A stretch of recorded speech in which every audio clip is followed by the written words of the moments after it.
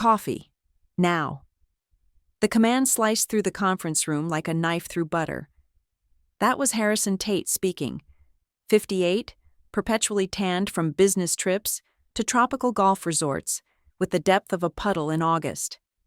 The kind of man who confused arrogance with leadership and thought harassment complaints were just speed bumps on his road to success. I stood there, ceramic cup trembling slightly, not from nerves, but from the sheer effort of not launching the steaming liquid at his smug face. "Right away, Mr. Tate," I said, voice flat as Kansas. I set the coaster down like I was defusing a bomb. "Wait by the door when you're done," he waved dismissively, eyes glued to his phone. Probably scrolling through stock portfolios or his side piece's social media. "The grown-ups need privacy. Try not to breathe too loud, sweetheart."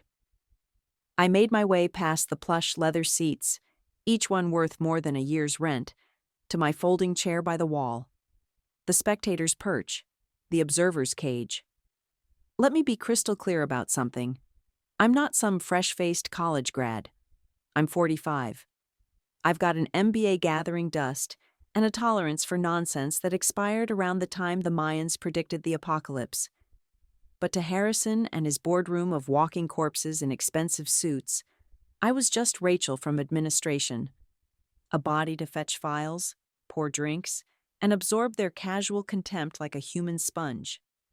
If you're into watching corporate dinosaurs get blindsided by extinction-level events, hit that subscribe button. Drop a like. It keeps the rage burning and the electricity flowing in this confessional. Anyway, back to the three-ring circus. I sat, extracting my notepad. Harrison cleared his throat. Sounded like a garbage disposal choking on silverware. "Let's make this quick," Harrison announced, leaning back and unbuttoning his jacket. "First item, the third quarter, overspending. Look, the numbers are bleeding red, but you've got to invest to profit, gentlemen. That Colorado resort was essential for team cohesion." I scribbled, "Colorado junket, Ashram $152,000. ROI, Ash 0. Harrison's liver, Ashram compromised." "Essential," piped up Marcus, a jittery accountant who always looked like the ceiling was about to collapse on him. "Harrison, we missed our shipping targets by 14%. The Tennessee facility is literally held together with duct tape and hope, and we dropped 6 figures on ski passes." Harrison's laugh was wet and dismissive. "Marcus, Marcus, Marcus, you're staring at individual trees. I'm surveying the entire forest. We locked down that tentative distributor agreement, correct?" "They signed a non-binding letter of intent," Marcus stammered. "That's not a contract. That's a cocktail napkin sketch." "It's about morale, Marcus." Harrison slammed his palm on the table. "Christ, this is why you're still driving a Camry. Zero vision. Now, the vote on retroactive executive bonuses is on the floor. All in favor?" Hands shot up. Automatic. Pavlovian. Like trained seals barking for mackerel. Except the mackerel was a $50,000 quarterly bonus, and the seals were middle-aged men with mortgages they couldn't sustain, and mistresses they definitely couldn't sustain. I watched them carefully. Watched the projector light catch the perspiration on Harrison's forehead. Watched the other board members, men my father had personally recruited, men my father had trusted, avert their eyes from the blood-red numbers glowing on the screen. They were vultures circling a carcass, too busy feasting to notice the animal wasn't actually dead. Just sleeping. My father built this empire. Logistics, trucking, warehousing. Honest, grimy work. He started with a single beat-up Chevy hauling gravel back in '76, built it into a regional powerhouse through blood, sweat, and refusing to cut corners. He died 2 years ago. In those 24 months, Harrison Tate, a consultant my father brought in to modernize operations, had transformed it into his personal ATM. They assumed I was just the daughter who didn't want the throne. The quiet one who took a low-level analyst position because she wasn't cut out for business. Harrison turned toward me, catching me watching. He winked. actually, winked. Don't stress, honey. Maybe next year we'll budget for a better coffee maker. That swill you brought tastes like dishwater. I'll make a note, I said, my pen pressing so hard it tore through 3 pages. Note 1. Remove the board member who mistakes the majority owner for the help. Here's the thing they missed. When Dad died, he didn't leave voting shares to the board, didn't leave them to a trust managed by Harrison. He left everything, 51% of controlling interest, to a shell corporation called Crimson Earth Holdings. Harrison assumed he was Crimson Earth, thought the name honored him. Narcissism is a hell of a drug, blinds you better than cheap whiskey. He didn't know Crimson Earth referenced the Georgia clay where my father was born. Didn't know the only signatory on that LLC was me. And he absolutely didn't know that for 6 months, I hadn't just been serving coffee. I'd been counting votes, tracking every cent he'd siphoned to his Cayman Islands consulting fronts, documenting everything. I wasn't an intern. I was pest control, waiting for the roaches to gather in one place. Meeting adjourned, Harrison announced, checking his Rolex. Tea time at 3. Keep the engine warm, gentlemen. They shuffled out, laughing and backslapping. Their cologne lingered, sandalwood mixed with entitlement. I remained in my metal chair, waited for the room to empty, silence settling like snow. Then the door creaked. Someone had stayed. Arthur, the oldest board member, walked to the coffee pot, poured the dregs, and looked at me. He didn't smile, didn't sneer. Coffee's fine, Rachel. Always has been. Thanks, Arthur. He's planning to liquidate the fleet, Arthur said, staring into his cup. Talking to an asset management firm next month. Wants to pivot to asset-light logistics, which translates to firing the drivers and leasing trucks we don't own. I know. Your father would have put him through a wall, Arthur muttered. Dad was a brawler, Arthur. I stood, smoothing my skirt. I'm not. Arthur really looked at me. First time in years. No, you're not.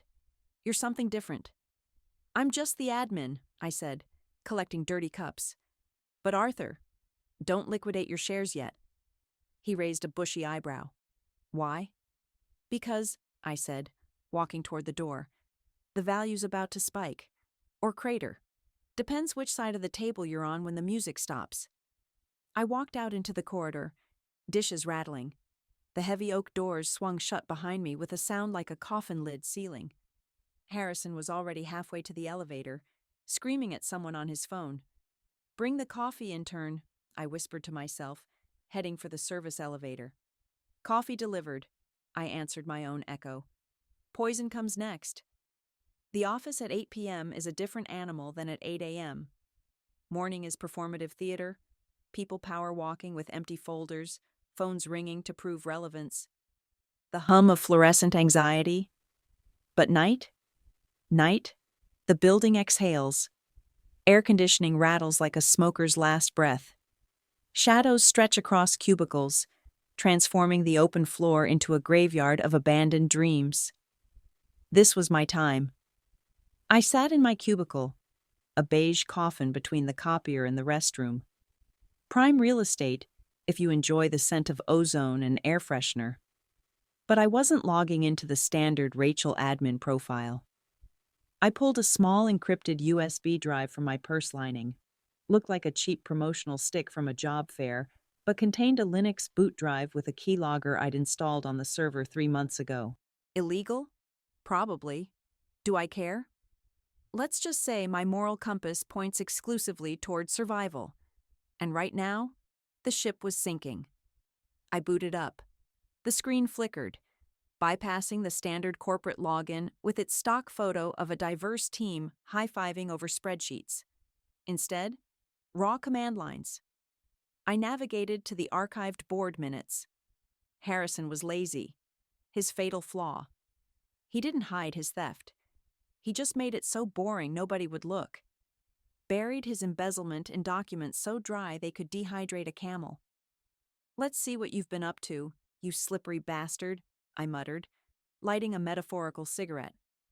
I quit smoking 5 years ago, but mentally, I'm always 3 drags into a Marlboro. I opened the file labeled Q2 discretionary spending.pdf, page 4.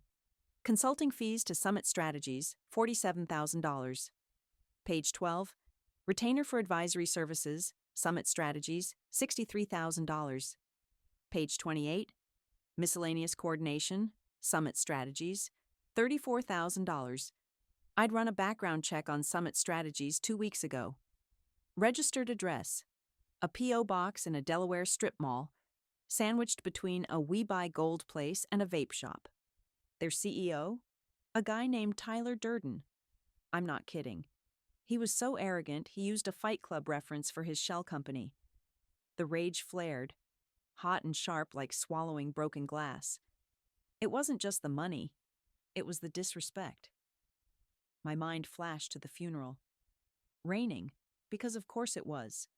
A cliché Tennessee drizzle that soaked into your bones. Harrison had stood at the podium, fake tears glistening, talking about how my father was a visionary. I remembered standing by the grave afterward, mud sucking at my heels. Dad had been a hard man, not cruel, but hard. Calluses on his hands until the day he died.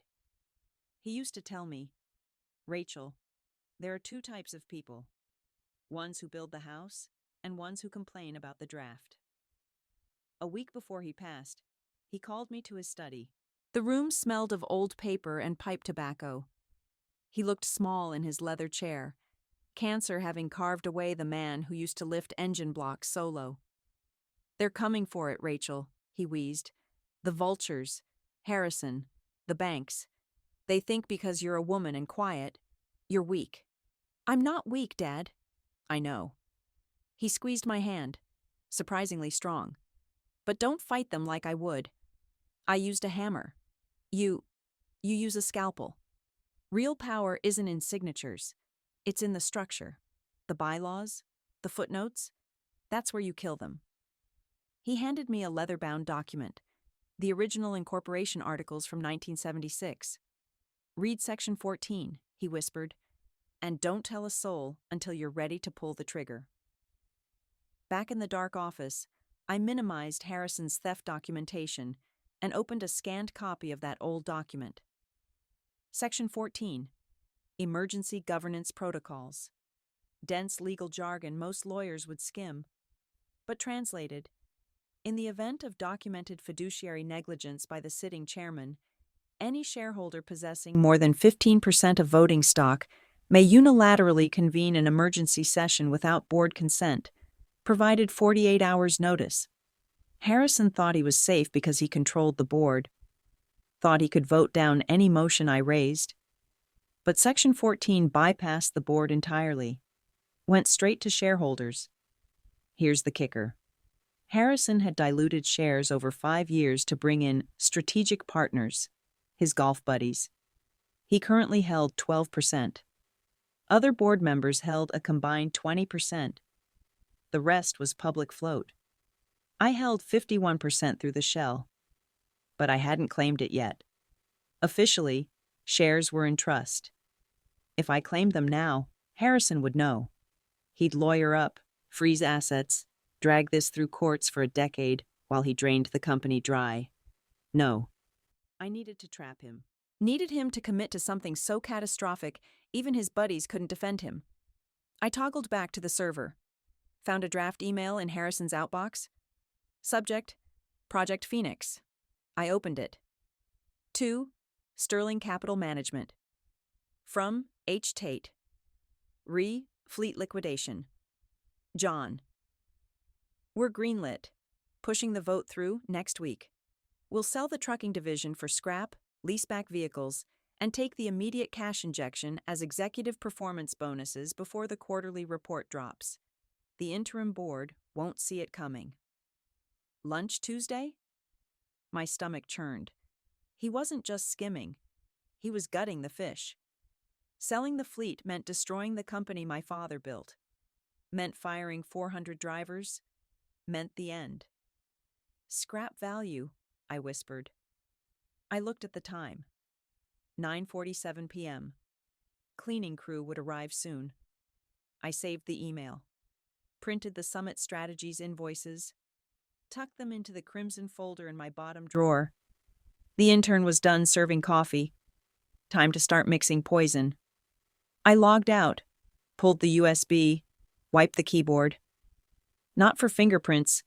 Touching anything Harrison touched made me feel like I needed a tetanus shot. As I walked to the elevator, my phone buzzed. Notification from the company portal. New agenda item added for next board meeting. Restructuring of logistics division. He was doing it, pulling the trigger. "Okay, Harrison," I said to the empty elevator. "You want to play Demolition Derby? Let's play." I pressed the lobby button. The elevator descended, my stomach dropping with it. Not fear, anticipation. That feeling right before the roller coaster screams down the first drop. I needed allies, needed to move money, and needed to do it while ensuring my latte art remained impeccable. Tuesday morning smelled like regret and burnt bagels. I was unjamming the copier. Apparently an MBA uniquely qualifies you to extract shredded paper from a machine worth more than a Honda, when my phone vibrated. Confirmation. Transfer complete. 3% voting rights acquired. I allowed myself a microscopic smile, quickly buried under administrative boredom. Here's how the shell game works. It's not briefcases of cash in dark alleys. That's cinema. Real corporate warfare is fought with routing numbers and Delaware LLCs. My father's 51% stake sat in a blind trust in the Caymans labeled Azure Horizon Ventures. If I moved it all at once to my U.S. entity, Crimson Earth Holdings, SEC filings would trigger massive flags. Harrison's lawyers would get alerts. Who's this whale buying half the company? So I had to be a ghost. A termite eating the wood from inside. I'd already moved 15% 6 months ago, just under the radar.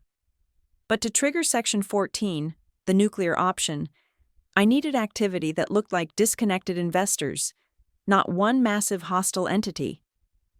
I returned to my desk, opened a spreadsheet that resembled a catering order, but was actually my battle map.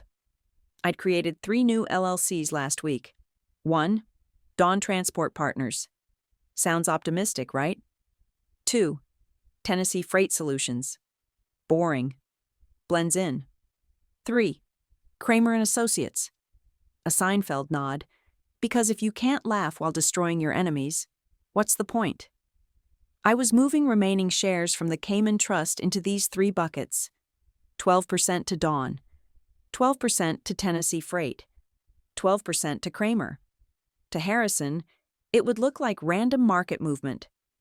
Maybe speculation from liquidation rumors. He wouldn't see me. He'd see market interest. His ego would tell him investors were flocking because he was such a genius CEO. Rachel, Harrison's assistant, a woman named Patricia with the personality of an anxious chihuahua, poked her head over my cubicle wall. Harrison needs the updated P&L statements for lunch. Also wants to know where his dry cleaning is. P&L is in his inbox, Patricia, I said, typing commands to authorize a $2 million wire transfer while maintaining eye contact. Dry cleaning is at the front desk. Told him an hour ago. Tell him again. He's stressed. Stressed, I repeated flatly. Right. I hit enter. Money moved. Kramer and Associates just bought another share block. I walked the P&L statement to Harrison's office. He was on the phone, feet on desk, golf club in hand, practicing his putting stroke on an artificial green that cost more than my first car. Yeah, screw the pension fund, he was saying, laughing. What are they going to do? Sue us? By the time it hits court, the entity won't exist. We'll be liquid, baby. He saw me and muted the call. Did you bring sparkling water? I specifically requested Pellegrino. We're out of Pellegrino, Mr. Tate. It's tap water or the tears of underpaid workers. Your choice. He blinked, for a second confused, then laughed. You're getting feisty, Rachel. I like it. Maybe I won't fire you during restructuring. Too kind. I set the papers down. As I leaned over, I saw his notepad. Names scribbled: Grant, yes. Davies, yes. Miller, yes. Arthur, no. Old fool. Result: we win. He thought he had the votes locked for liquidation. Thought Arthur was the only obstacle. I walked out, heart hammering like a trapped bird against my ribs. He was calling the vote Friday, 3 days away. My transfers wouldn't clear fully for 48 hours. I was cutting it razor thin. I needed to stall him, throw a wrench in the gears to delay the meeting just long enough for my investors to appear on the registry. I went to the IT server room. Cold, noisy. Nobody went there except the actual IT guy, a kid named Kevin who wore headphones 24/7 and communicated exclusively in nods. "Hey, Kevin!" I shouted over cooling fan hum. He slid one headphone off. "Sup, Rachel? Harrison's complaining the boardroom projector is flickering. Wants it fixed before Friday." "It's brand new," Kevin frowned. "I know, but you know how he is. Maybe take it down for maintenance just to be safe?" Kevin shrugged. "If I take it down, gotta order a part. Won't be up until Monday." "Perfect," I smiled. "He'll be furious. But hey, better safe than sorry, right?" "Whatever." Kevin slid his headphone back. "Sabotage? Maybe. Petty? Absolutely. But if the projector was down, Harrison couldn't show his flashy PowerPoint about why selling the company was a paradigm shift. He couldn't dazzle the board with graphs hiding truth. He'd have to rely on paper handouts, and people actually read paper handouts. I walked back to my desk. Step 1, get the gun. Shares. Step 2, load the gun. Transfers. Step 3, jam the enemy's gun. Projector. I sat down, opened my email. Notification from Dawn Transport Partners. Transaction pending. Estimated completion: Thursday, 11:59 p.m. Friday morning meeting. Thursday night clearance. I was playing chicken with a freight train while driving a unicycle. But here's the thing about unicycles. They're easy to turn. Trains aren't. "Hey, Rachel," Harrison yelled from his office. "Where's my damn Pellegrino?" "Coming, sir," I called back, voice sweet as antifreeze. I grabbed generic seltzer from the fridge, peeled the label, walked toward his office. "Enjoy it while you can, Harrison," I thought, because you're about to swallow something much harder to digest. The annual stakeholder gala was held at the downtown Marriott, the kind of event screaming, "We have too much money and zero idea how to spend it." Ice sculptures of trucks, shrimp cocktails the size of fists, a jazz band murdering top 40 hits. I was there, not as a guest, but as event support. Translation: wearing a black dress invisible enough to be staff but formal enough not to offend elite eyes, holding a clipboard granting authority to look busy while doing nothing. The room smelled of prime rib and desperation. Harrison was holding court near the open bar, wearing a tuxedo slightly too tight, face flushed with gin and victory. Surrounded by his yes men, Davies, Miller, and a guy from Sterling Capital named Brad, who looked manufactured in a frat house lab. "So I told him," Harrison boomed, "if you don't like the severance package, take it up with bankruptcy court, because that's where we'll be if we don't sell." The men laughed, a rich, throaty sound vibrating with knowledge they'd never be the ones filing for bankruptcy. They had golden parachutes. The drivers? The warehouse guys? Anvil parachutes. I stood by a pillar, checking names off a list. "Enjoying the party, Rachel?" I turned. Arthur, wearing a suit clearly 20 years old, fraying at the cuffs, holding soda water. "It's a lovely display of hubris, Arthur," I said quietly. "Ice sculptures melting. Just like our liquidity." Arthur chuckled darkly. "He's announcing the vote tomorrow morning. Couldn't wait for the projector. Printed the decks on glossy paper. Cost a fortune." "Of course he did. Do you have a plan, Rachel?" Arthur's voice dropped. "Because I'm looking at these men and seeing a firing squad, and we're against the wall." "I have a plan," I said, "but I need something from you." "Name it." Tomorrow, when the meeting starts, don't sit in your usual spot. Sit on the left side. Leave the head of the table open. Harrison sits at the head. Not tomorrow, I said. Arthur looked at me, searching my face for madness. Must have seen something else. Maybe a glimmer of my father's stubbornness. All right, he nodded. I'll sit left. And Arthur, when I start talking, don't interrupt, no matter how crazy it sounds. Rachel, you're the admin. You start talking, security will drag you out. Let them try, I said. Across the room, Harrison raised his glass. To the future, leaner, meaner, richer. To the future, his acolytes chorused. I watched them drink, felt a cold, hard knot in my stomach.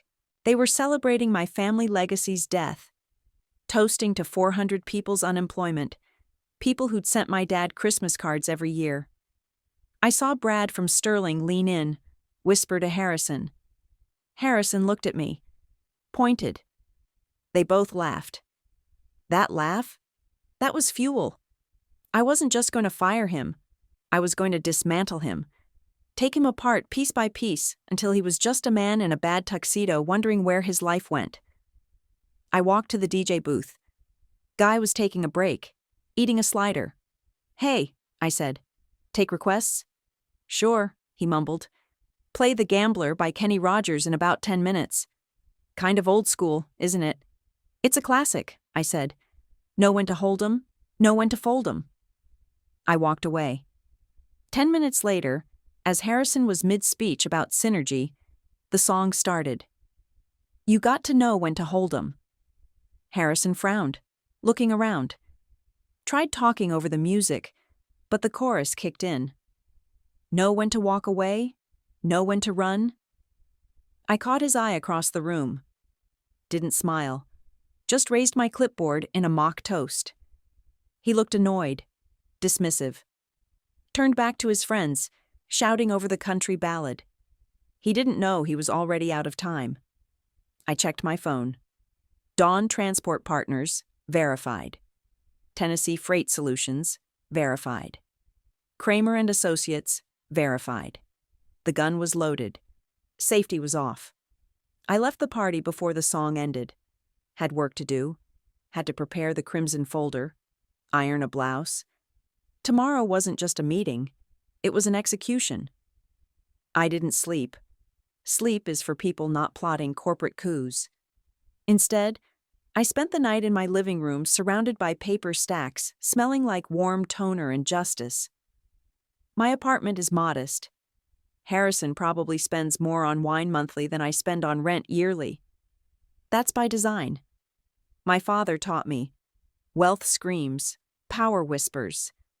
I was whispering so quietly, I was practically a mime. The crimson folder lay open on my coffee table.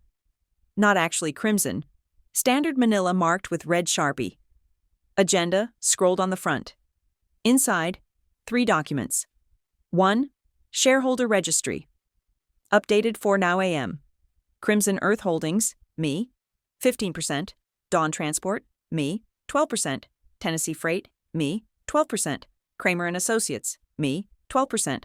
Arthur, ally, 5%. Total control, 56%. 2. The Tate Report. 20 pages of forensic autopsy on Harrison's expense account. Categorized every questionable transaction. Category A, fraud, fake consulting firms. Category B, gross negligence, Colorado trip. Category C, plain disgusting behavior, using company funds for his divorce lawyer. 3. The resolution.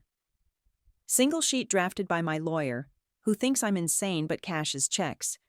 Motion to remove chairman for cause. Motion to terminate employment immediately. Motion to appoint interim CEO, Rachel Keller. I picked up the registry. 56%. Beautiful number. A sledgehammer. But I needed one more thing. Moral mandate. At 6 a.m., I drove to a diner on the outskirts, the kind where the menu is laminated and sticky. Coffee tastes like battery acid. Sitting in a back booth, Mrs. Patterson, 70 years old. Her husband had been one of Dad's first drivers. She held 0.05% company stock, a token gift Dad gave early employees. Harrison had offered to buy her out last week for pennies. To save her the trouble of bankruptcy, he told her. "Rachel," she smiled, skin like crinkled tissue paper.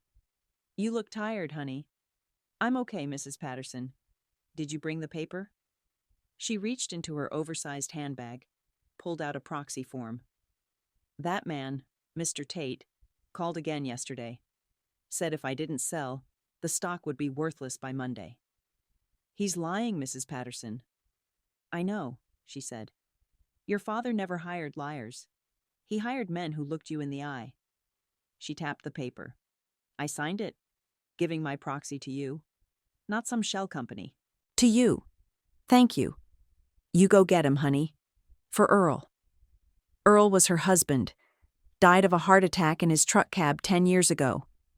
I took the paper. It wasn't about the 0.5%. Didn't need it mathematically. I needed it for the soul. Needed to walk into that boardroom holding Earl's ghost in my hand. I drove to the office. Sun was rising, painting the sky in purple and orange bruises. I parked in the general lot, miles from reserved executive spaces. I walked into the building.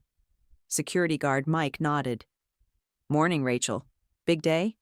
"Huge day, Mike." "Hey, do me a favor?" "Yeah?"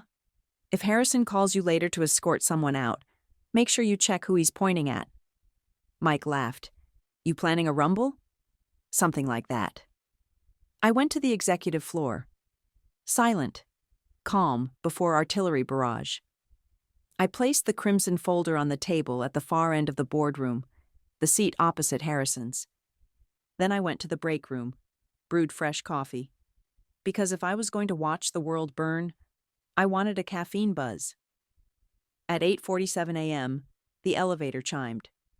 Harrison walked in, looked hungover, eyes puffy, smelling like mouthwash and regret. "Coffee?" he barked, not breaking stride. "On the warmer, sir," I said. "Good. Set up the room. Handouts at every seat. Get me 2 Advil." "Yes, sir." I walked into the boardroom, placed Harrison's glossy liquidation plan at every seat.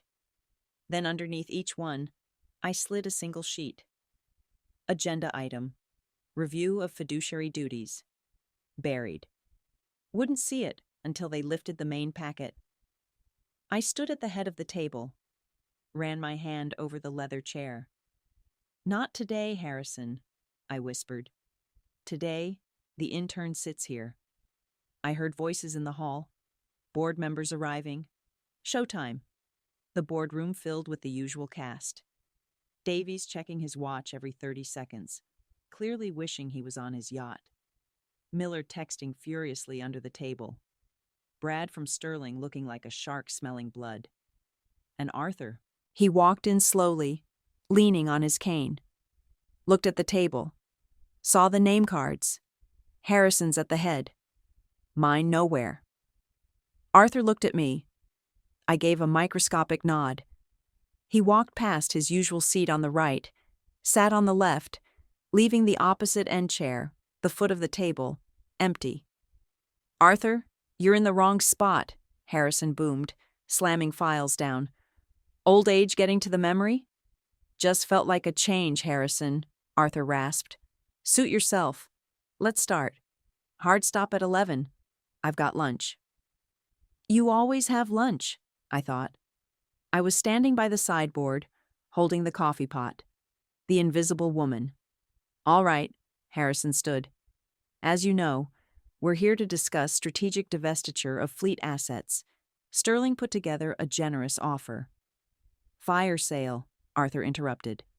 "Strategic realignment," Harrison corrected, face tightening. "Look, the industry's changing. We can't compete on volume. We need to be agile, asset light."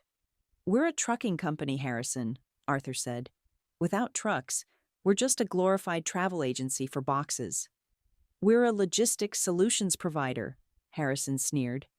"God, you're stuck in the 80s. Anyway, I have the votes. We discussed this last night. Davies? On board, Davies muttered. Same, Miller said, not looking up. Excellent. Then let's formalize. I move to accept Sterling Asset Management's offer to acquire all rolling stock and real estate for— Point of order, a voice said. Harrison stopped, looked around. Who said that? It was me. I was standing at the foot of the table. I'd put down the coffee pot. I was holding the crimson folder. Harrison stared, blinked, processing a glitch in the matrix. Rachel, what the hell? We're in a meeting. Refill the water and leave. I said point of order, Mr. Chairman, I said. My voice wasn't loud, but it was steady. The voice of a woman who checked the bridge's structural integrity before driving a tank over it. You're an admin assistant, Harrison laughed, a nervous barking sound. You don't have a point of order. You have a job description. You're currently violating it. Security? He reached for the phone. I wouldn't do that, I said, sliding a document down the long mahogany table. It spun across polished surface, stopped perfectly in front of him. What is this? He didn't pick it up. That, I said, is a notarized declaration of proxy voting rights. Specifically, representing 56% of outstanding voting shares of this company. The room went silent. The kind of silence after a car crash, before the screaming starts. Brad from Sterling narrowed his eyes. What is she talking about, Harrison? Harrison picked up the paper, hands shaking slightly. He squinted. Crimson Earth Holdings, Dawn Transport, Tennessee Freight. Who are these? Those are me, I said. Entities controlled by me, and Mrs. Patterson, and Arthur. Arthur smiled, a slow, wolfish smile.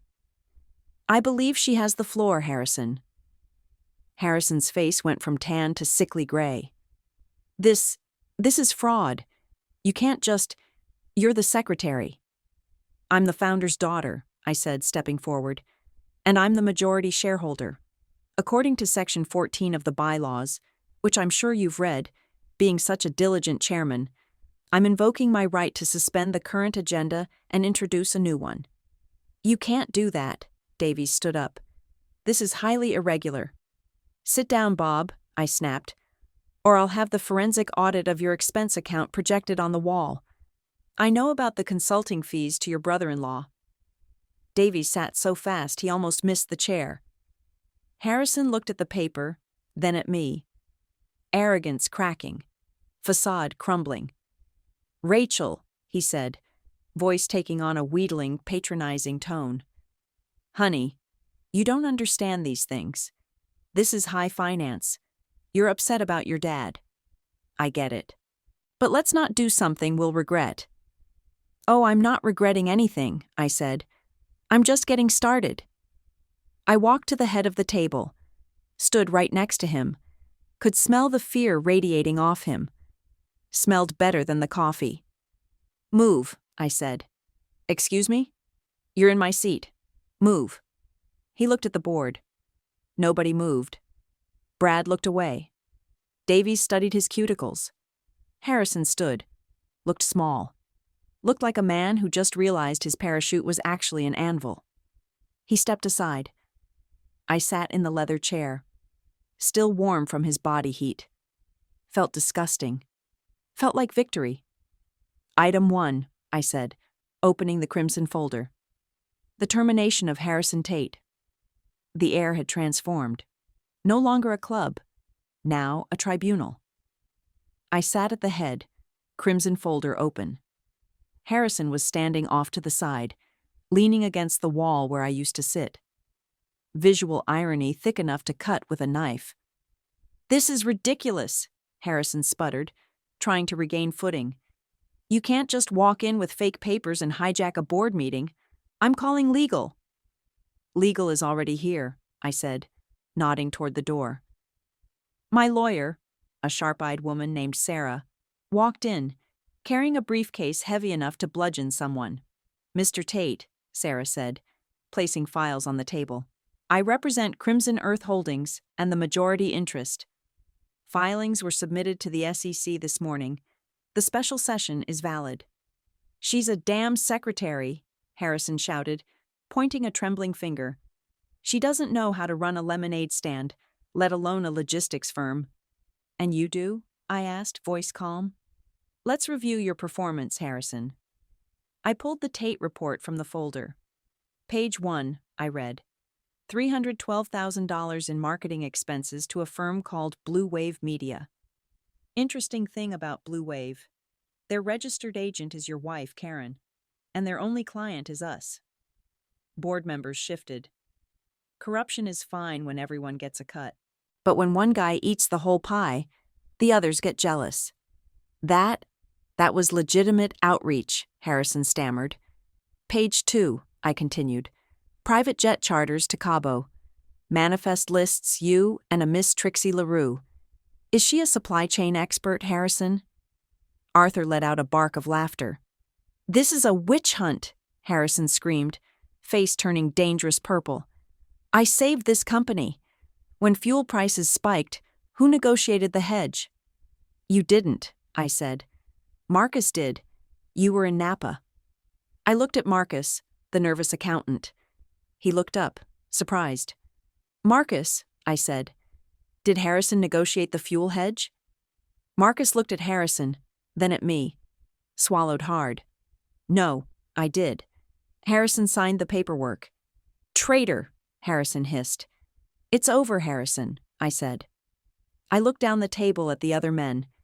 You have a choice. Vote with me to remove him for cause, which means no severance, no golden parachute, and we don't sue him for embezzled funds immediately, or stick with him, in which case we'll sue every single one of you for breach of fiduciary duty, and I will drag your names through every business journal in the country. I paused. And I have receipts for all of you. Davies went pale.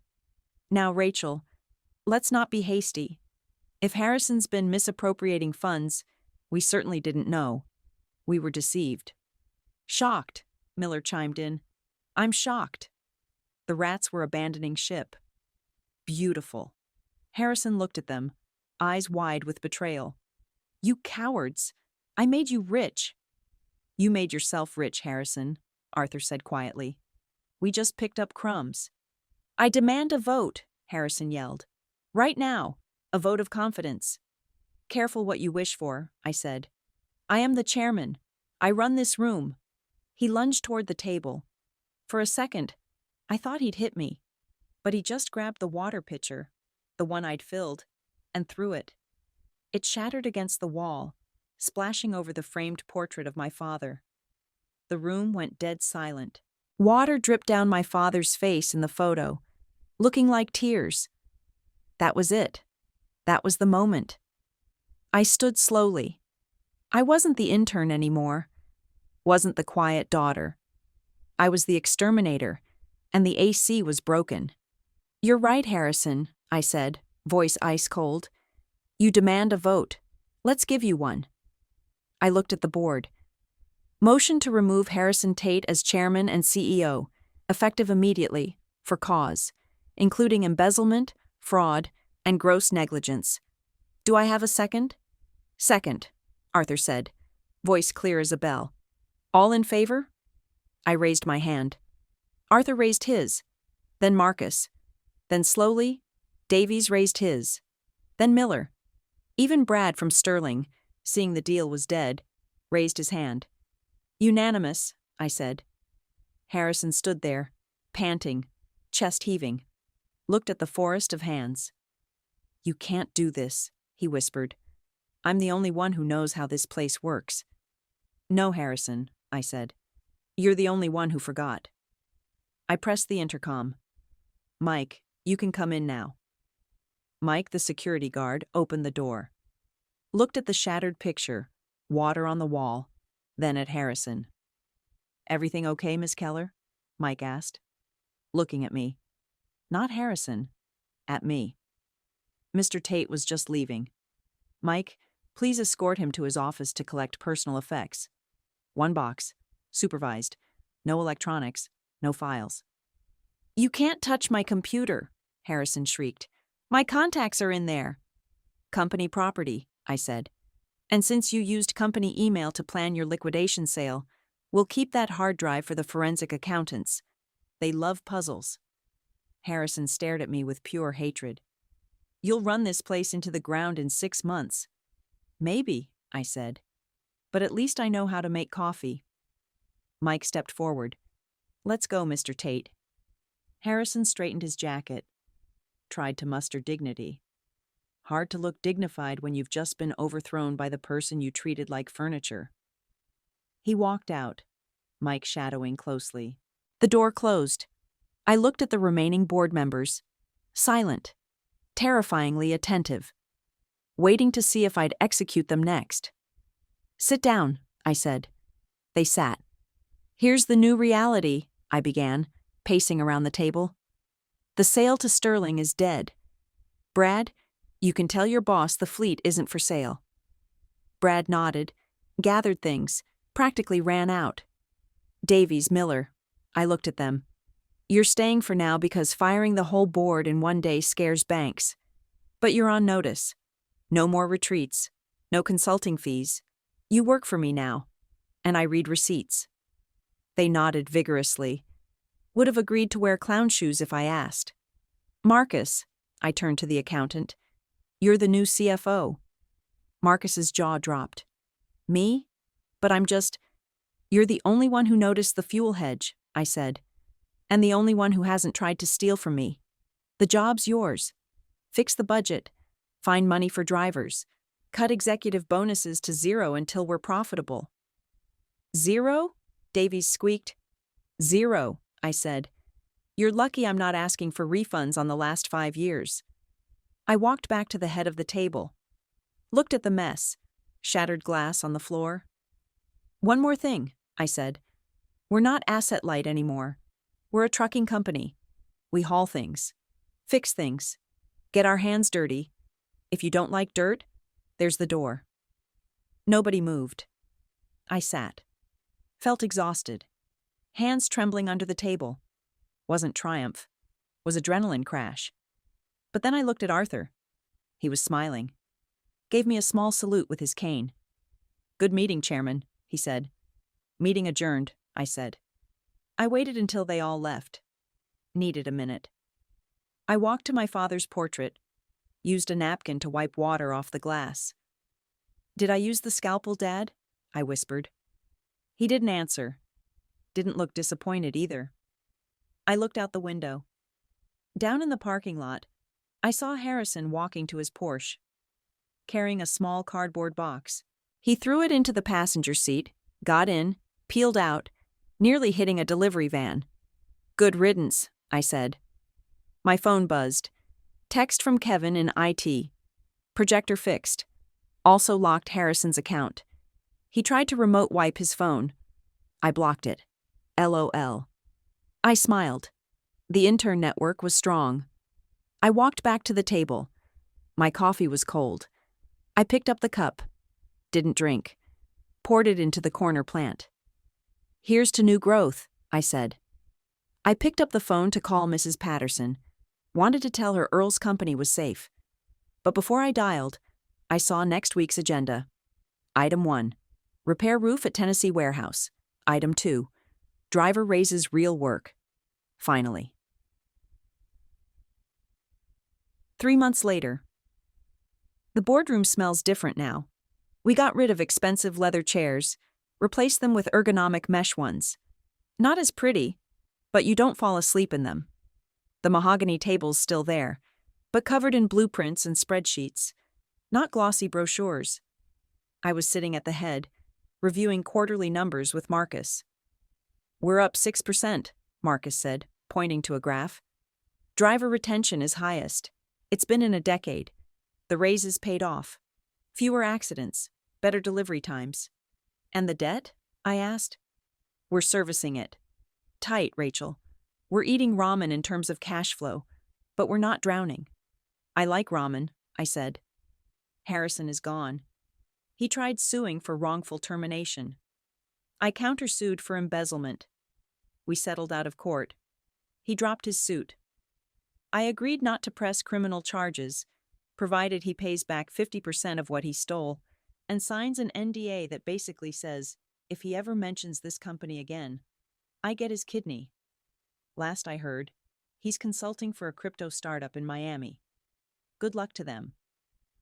Davies and Miller resigned last month. Couldn't handle the new culture, i.e., actually working. I replaced them with the head of our mechanics union and a logistics professor from State University. Board meetings are louder now. More arguing, more swearing. I love it. Arthur's still here. Sleeps through half the meetings, but when he wakes up, he usually points out the one flaw that saves us $1 million. I walked out of the boardroom to the break room. The coffee machine was hissing. A new guy, a young intern named Josh, was struggling with the filter. Looked terrified. It jams if you force it, I said, walking up behind him. He jumped. Oh, sorry, Miss Keller. I was just trying to make a fresh pot for the meeting. Here, I said. Let me show you. I took the filter basket, fixed the jam, poured grounds, hit the button. Thanks, Josh said. I heard you used to do this before you were CEO. I looked at the coffee dripping into the pot. Dark, hot, necessary. I still do this, Josh, I said. I just sign the checks now, too. Right. He smiled nervously. And Josh? Yeah?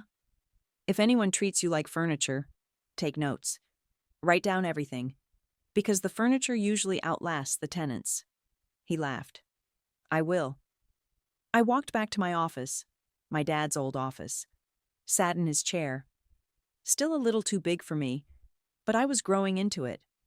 I opened my laptop, logged into Reddit as Usoc the corporate cleaner. Update. The rat is gone. The ship is floating. And I bought a new coffee machine.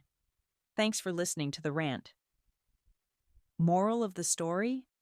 Never underestimate the person who knows where the bodies are buried, especially if they're the one digging the hole. I hit post, closed the laptop, picked up the phone, dialed the Tennessee warehouse. Hey, it's Rachel. How's that coolant leak coming? Yeah. Well, use the good tape this time. We can afford it. I leaned back. Air conditioning hummed. Wasn't rattling anymore. Smooth, steady drone. The system was fixed. For now. And if it broke again? Well, I had my toolkit. And I knew exactly how to use it. You don't always need revenge when truth does the work for you. Today's story was a quiet reminder of that. Thanks for sticking around. More coming next time.